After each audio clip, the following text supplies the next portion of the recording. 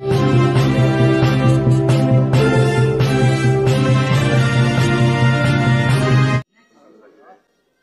अतिशय आनंदाची गोष्ट आहे की IBMने आपलं एक्सपिरियन्स सेंटर हे मुंबईमध्ये सुरू केलेलं आहे। त्याच्या उद्घाटनाकरता मी या ठिकाणी आलो होतो।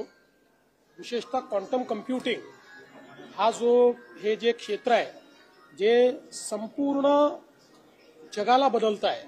आज आर्टिफिशियल इंटेलिजन्स आणि क्वांटम कम्प्युटिंग या दोन गोष्टींमुळे जगातल्या सगळ्या गोष्टी या बदलणार आहेत। त्या संदर्भात हे एक्सपिरियन्स सेंटर या ठिकाणी आहे आणि आज आपण IBM सोबत एक MOU देखील केलेला आहे। या MOUच्या माध्यमातून क्वांटम कम्प्युटिंग मध्ये काही यूज केसेस आपण तयार करणार आहोत। शेतीचं क्षेत्र असेल, लॉजिस्टिक्सचं क्षेत्र असेल, हेल्थ केअरचं क्षेत्र असेल, डिझास्टर मॅनेजमेंटचं क्षेत्र असेल, अशा सगळ्या क्षेत्रांमध्ये त्यांच्यासोबत आपण त्या ठिकाणी कोलॅबरेट करतो आहोत आणि त्यातनं चांगल्या प्रकारे लोकांना सस्टेनेबली कशा प्रकारे शेती करता येईल, शेती क्षेत्रात बदल कसे करता येतील किंवा इतरही क्षेत्रांमध्ये सिक्युरिटीच्या क्षेत्रामध्ये आपल्याला कसे बदल करता येतील, अशा सगळ्या गोष्टी या माध्यमातून त्यांच्यासोबत आपण डेव्हलप करणार आहोत। आणि त्यासोबत क्वांटम कम्प्युटिंगच्या क्षेत्रामध्ये जे मानव संसाधन आपल्याला तयार करायचं आहे तेही आपण IBM सोबत तयार करणार आहोत। सर, कबूतर बाबत एक सुनावणी झाली त्यामध्ये तज्ञांची समिती नेमण्याचे आदेश जाहीर कोर्टाने दिले आणि महापालिकेला असं सांगण्यात आले की तुम्हीच जे काही ते ठरवा जो अहवाल आल्यानंतर 4 आठवड्यानंतर निश्चितपणे बघा, याच्यामध्ये अगदी स्पष्टपणे दोन गोष्टी आपल्याला पाहायला मिळतात। एक, पहिल्यांदा लोकांचं आरोग्य हे अत्यंत महत्वाचं आहे आणि आरोग्याचं रक्षण हे झालंच पाहिजे। त्यासोबत काही आस्थेचे विषय आहेत, तर ते आस्थेचे जे विषय आहेत तेही आपण त्या ठिकाणी त्याची काळजी घेऊ शकतो, त्यातनं मार्ग काढू शकतो। काही अशा ठिकाणी देखील आपण फीडिंगची व्यवस्था करू शकतो की ज्या ठिकाणी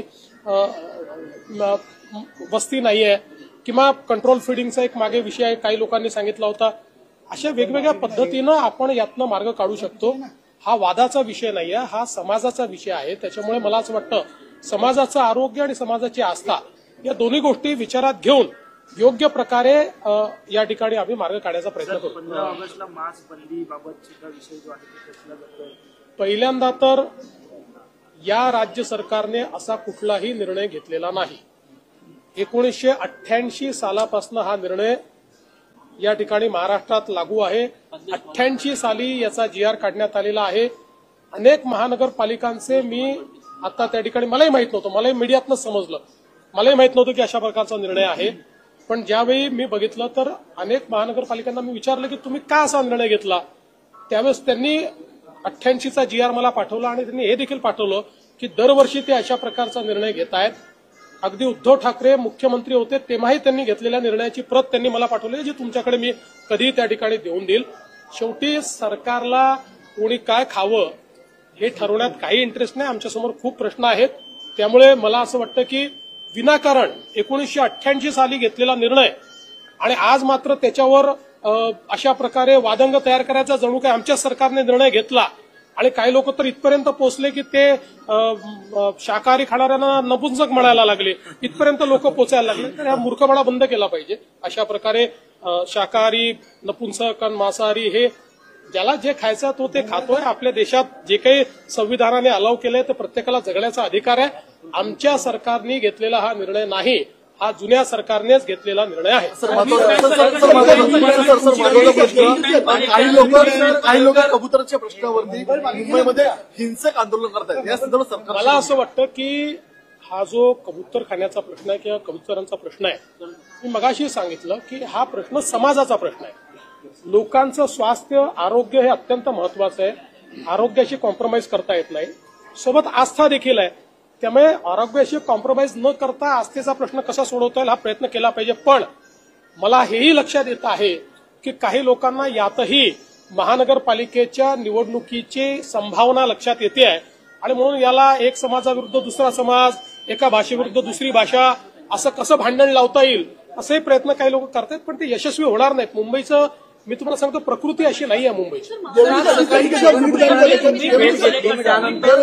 नाशिकच्या पालकमंत्री पदावरून कुठेतरी रसिकेचे त्यांच्या खात्याच्या संदर्भातली त्यांची माझी भेट घेतली होती.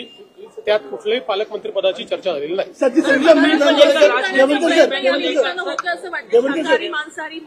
असल्या महाराष्ट्र इतका मजबूत आहे की असल्या गोष्टींनी काही महाराष्ट्र या ठिकाणी भालेल आणि महाराष्ट्रामध्ये काहीतरी होईल अशा प्रकारे विचार करण्याचं कारणच नाही. महाराष्ट्र फार मजबूत आहे.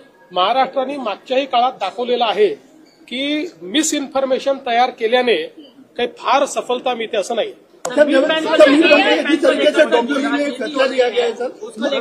ये फैसला कोई इस सरकार ने लिया हुआ नहीं है. 1988 से ये फैसला चला आया है. हमने कोई नया फैसला किया नहीं है. जब उद्धव ठाकरे भी चीफ मिनिस्टर थे तब भी ये फैसला था, अब भी वो फैसला है. हमने कोई नया फैसला लिया नहीं.